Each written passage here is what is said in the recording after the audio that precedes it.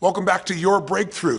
We're going to talk in this session about the exact formula for what creates long-term happiness, what creates unhappiness, what creates suffering, and what the antidotes are, of which there's only 3. How do I know this? I've had the privilege of being with 4 million people now from 100 countries around the world in live seminars, and I've seen everything you can imagine. I mean, from the most successful people in the world to the singularly most challenged people you could possibly imagine. I've dealt with people with multiple personality disorders, 52 different personalities, and how to put them back together. And I've dealt with people with no personality who have a much bigger problem. No matter what the diversity of people I've dealt with and the diversity you've seen in this show, the ultimate question I'm always asking is, how do I help people to break through? The question is, what are you breaking through to? In essence, all of us at some level to feel alive have to always feel like we're growing. When people ask me, what does it take to be happy? I always tell them one word: progress. Progress equals happiness. Even if you're not where you want to be yet, if you're on the road, if you're improving, if you're making progress, you're going to love it. You're going to feel alive. On the other hand, it doesn't matter how successful you are. If you stop growing, you start dying inside. Now, how does this relate to this session on breakthrough? Well, I'll say it's really simple. If you and I want to know what it takes to be happy, we have to understand what is our current blueprint of how our life's supposed to be. Now, what do I mean by blueprint? Well, we have a story in our head of how life's supposed to be. Some people's story is you work hard in school, you become really great, you're a nice person, you're a good person, and then you grow up and you take care of yourself and you find the ideal man and you fall in love and you have a white picket fence and you have 3 perfect children and you live happily ever after. Somebody else's story, the old story was, you work really hard in school, you excel in college, you go to work for a big corporation, and you move up through the ranks until you're the president or chairman of the company, and you become successful and respected throughout life. These are some old stories. Obviously, the stories that we hear today of what people's lives are supposed to be like are completely diverse. We no longer have these little archetypes, but one archetype still seems to remain. And that archetype is, in order for you to really feel like you're enough, many people believe they have to achieve an enormous amount. They may do it in different ways today. They may do it by building a company and taking it public when they're 27 or 25 years old, or they find and create a new technology, or they become a very special doctor. But we live in a culture in the West that teaches people that you're not enough unless you do something really special and unique, and we define special and unique in interesting ways. A school teacher is not special. The United States has had its credit rating downgraded for the first time in its history. We suffer from a fiscal cancer.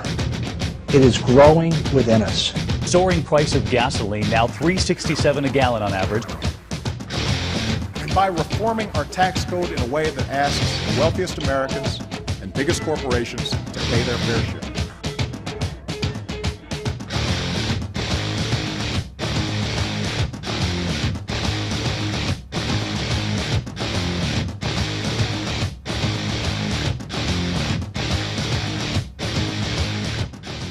Hi, I'm Tony Robbins. Listen, right now there's a debate raging in this country, especially in an election year, and it's a debate about how to solve the economic problems that we're all now facing.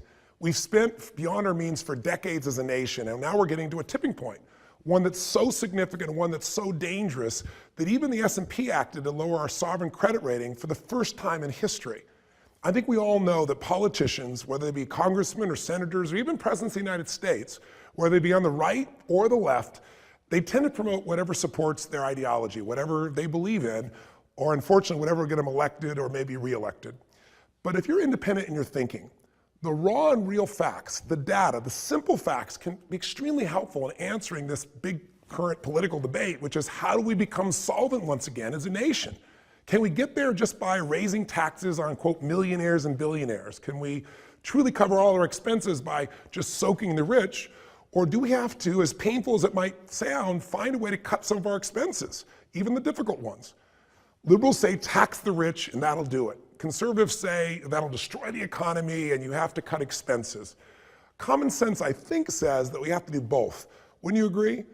Well, regardless of your political point of view, I think this quick video will give you a really cool perspective on the size of our economic challenge by demonstrating, based on this year's expenses, what our current Congress and the President has set up for 2012, what will it take in taxes to cover it all? What would it take? If we taxed all the richest corporations, the richest people, will it cover it, or how much more would we need? I think the answer might really blow your mind. So let's talk about these numbers, 1 million, 1 billion, and 1 trillion. I mean, you see these numbers being thrown around every day of our lives, and you hear the numbers like 1 trillion today. You never hear 1 million when you talk about the federal government. It's always billions and trillions are often discussed over pizza today. So how much is 1 million versus 1 billion? Our minds kind of go numb. One way to do it is to convert into something that you can relate to, like seconds. If I asked you, how long ago was 1 million seconds ago, what would your first gut reaction be? Don't try to think in your head, just in your gut. What's inside you? 1 million seconds, would that be a day ago, 1 million seconds ago, a week ago, a month ago, a year ago, 10 years ago, 20 years ago? What would you guess? The answer is 12 days ago. 1 million seconds was 12 days ago. Now, on the other hand, what would you say 1 billion seconds ago was? Well, again, if it's 12 days for 1 million, what would 1 billion seconds come up to? How far back would we have to go to get to 1 billion seconds so we get a sense of proportion? Well, some people might say, well, if it's 12 days for 1 million, maybe it's a year or 10 years or 20 years. No, in fact, it's 32 years to get to 1 billion seconds ago. It'd be 1980. To give you a perspective, President Carter was the President of the United States at that time. We had movies like The Shining or The Empire Strikes Back. In Iran, they had Americans hostage, if you remember that. Some conflicts, I guess, don't change no matter how long you go back.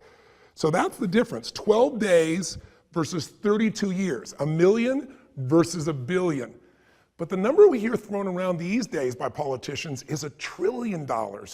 And the truth is we have $15.4 trillion in deficit in this country.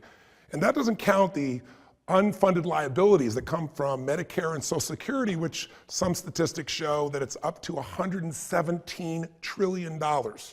So how long would 1 trillion seconds ago have been? Again, 1 million is 12 days ago, 1 billion, 32 years ago. What would you think 1 trillion would be? 500 years? 1,000 years? The answer is 32,000 years, just short of 32,000 years. And to give you an idea, that's when man wasn't even known as man.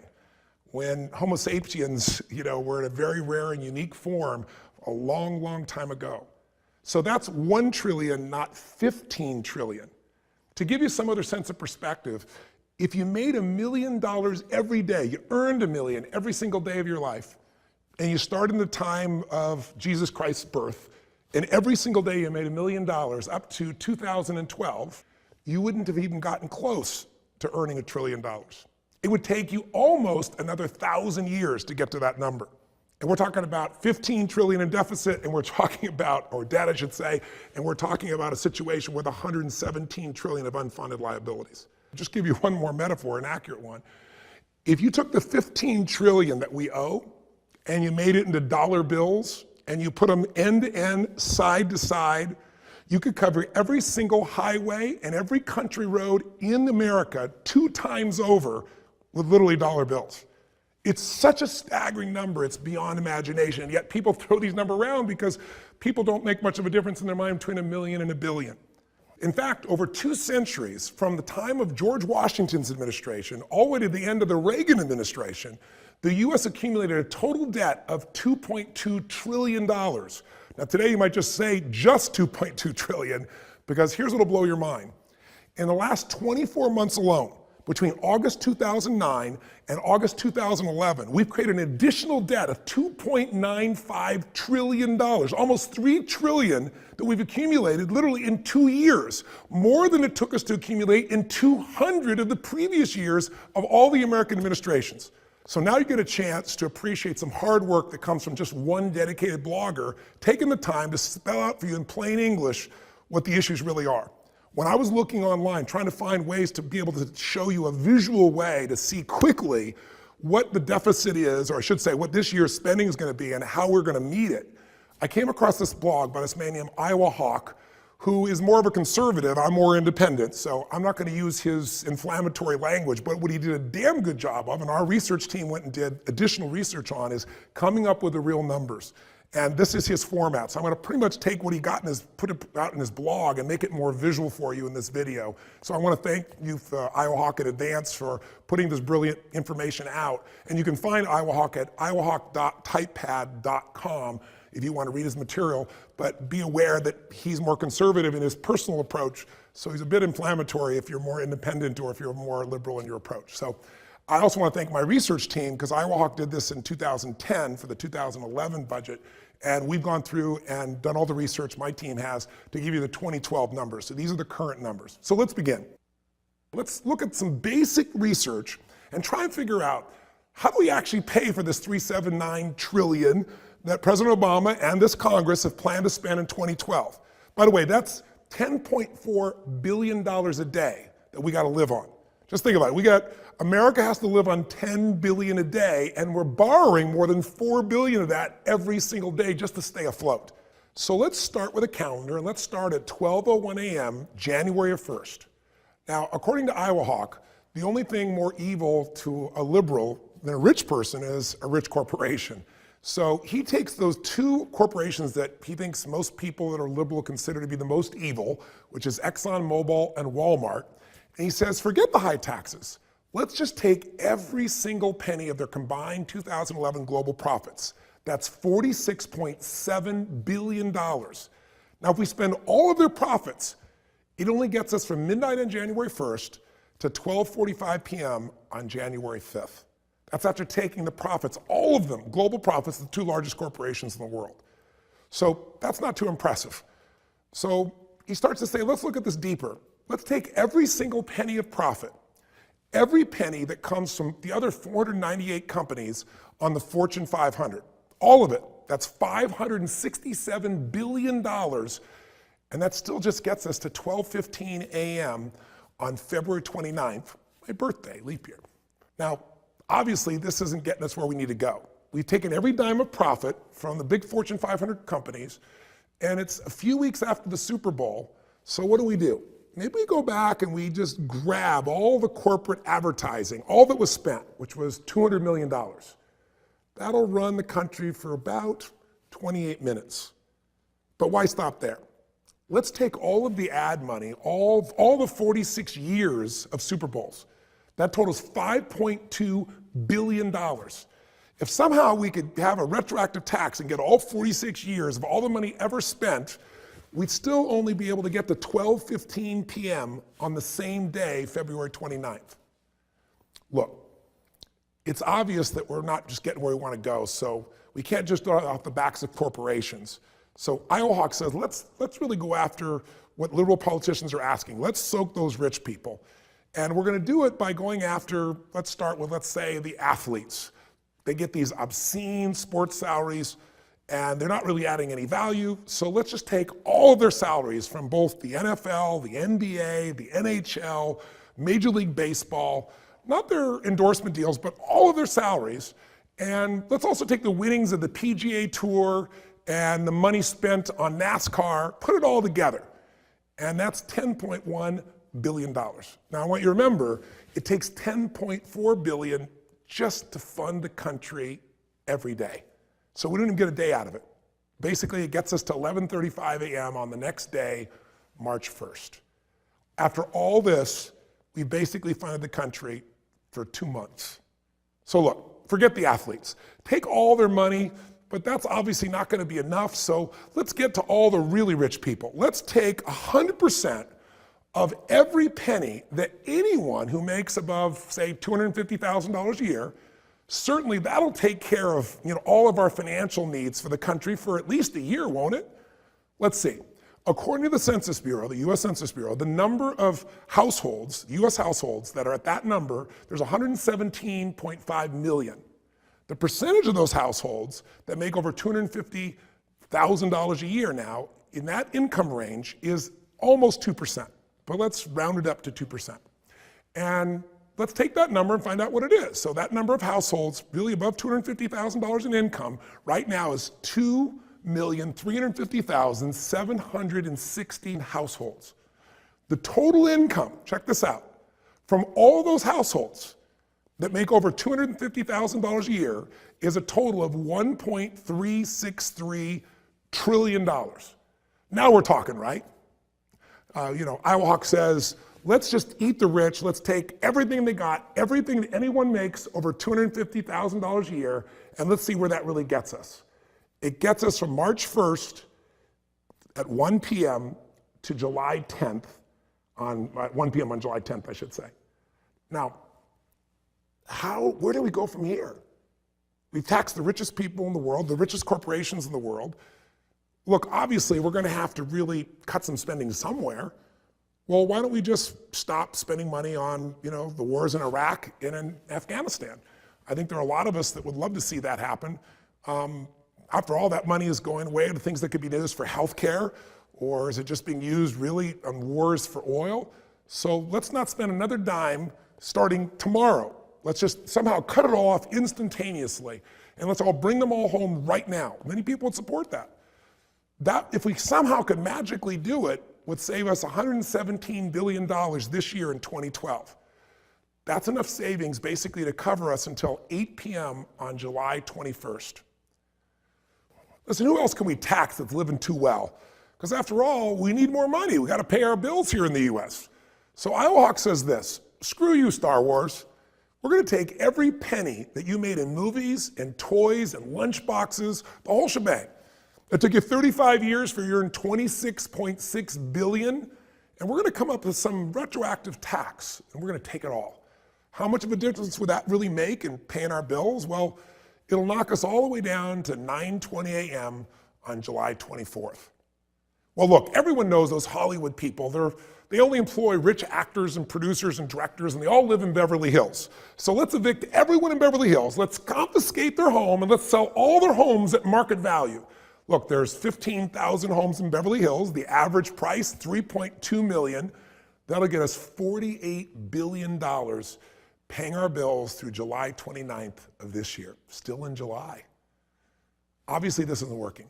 So Iowa Hawk says, look, Michael Moore assures us that there's plenty of money out there, and it's all tied up with the rich. So guess what, liberal billionaires Warren Buffett and Bill Gates, he says, tough luck for you. His suggestion, you guys are worth $100 billion between the two of you. Maybe it's time for an accidental fall down the stairs.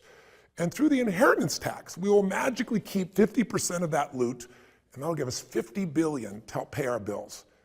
How far will that get us this year?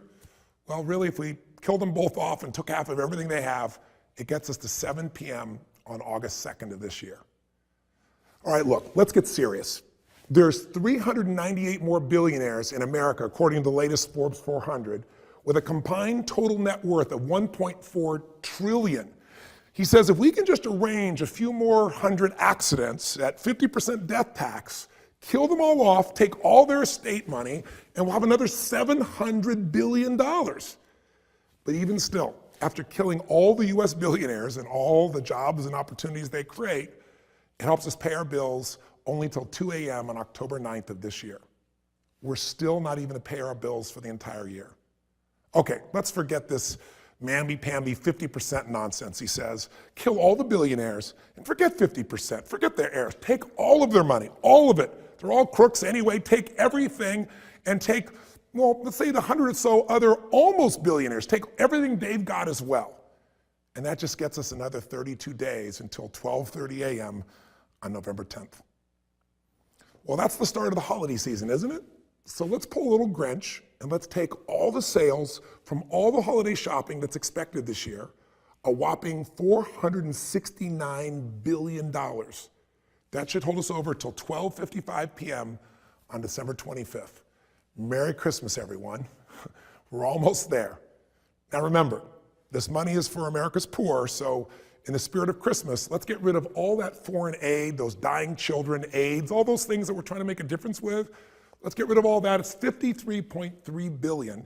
Let's keep it for ourselves. That gets us until 3:55 p.m. on December 30th. So I'm sorry, but we've still got a date and a little change to pay for. So to cover the remaining $13.8 billion, we're going to have to hit up every single man, woman, and child in America for $44 each to keep America intact and pay our bills for that final 32 hours of our year. which of course finally gets us to 12 o'clock, January 1st, 2013. Happy New Year, everybody. But what happens next? You see, we've taken all the profits and all the salaries and all the assets and the expenses and the revenues and the holdings of the rich and those corporations, and we've liquidated them. So what happens when you kill off the golden goose? There's no more golden eggs. There's no more profits. There's no more revenues that are available for tax and thus fund our government. What are we going to do? Yet President Obama and our Congress, meanwhile, they're proposing we spend another $3.8 trillion in 2013. And somehow, magically, we're going to spend even more, but he projects somehow that our deficit will be smaller, that somehow our revenues will grow this year. He projected that in 2012, and it wasn't true. Same numbers. He said we'd have a $900 billion deficit. In reality, it's going to be $1.3 trillion, being off by 30, 35, 40%, whatever that number may be. That assumes, by the way, $2.9 trillion in revenues. But where are you going to get revenues from when you kill off all of the possibilities, all of the private enterprise? See, we've destroyed the private capital, we've destroyed advertising revenues, we've destroyed professional sports, we've taken every penny that people have put into new businesses to pay for things, and it's all gone. We ate the rich. We ate everything they had, and we scraped through for 1 year. Now what do? Something to think about. I hope this video stimulates you to think about what solutions are. I'm not suggesting we can only cut spending. We're going to have to raise revenues as well, I believe. But what do you believe is what really matters? And how will you use your voice to educate other people, or maybe use your vote to make a difference in the world that we live in, where people think about a million, a billion, and trillion as numbers instead of lives, instead of decisions, hard decisions we've got to make. I hope this has been stimulating, and I'd be interested to hear your feedback. All the best to you. Live strong and live with passion. I'm Tony Robbins.